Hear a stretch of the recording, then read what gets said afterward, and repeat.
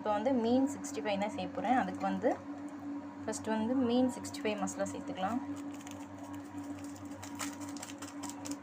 கொஞ்சமாக மஞ்சத்தூள், மல்லிப்பொடி,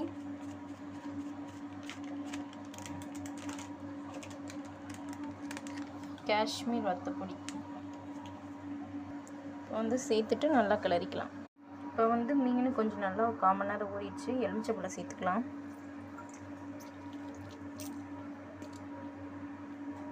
இப்போ வந்து மீன் பொரிச்சிக்கலாம்.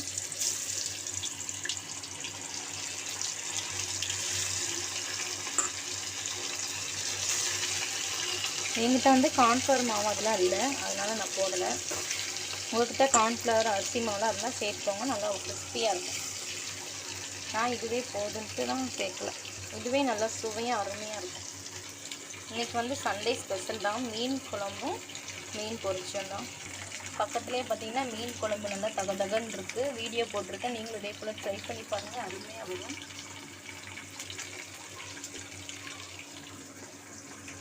கருவேப்பிலையில் சேர்த்துக்கலாம். இது வந்து நல்லா வாசமாக இருக்கும், அதுக்காக தான் கருவேப்பிலை சேர்க்கலாம்.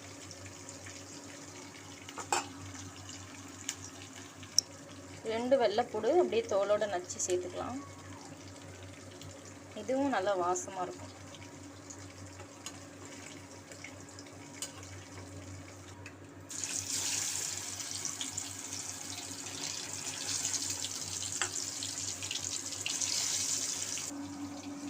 ஃப்ரெண்ட்ஸ், இதே போல் நீங்களும் ட்ரை பண்ணி பார்த்துட்டு எப்படி இருக்குன்னு சொல்லுங்கள்.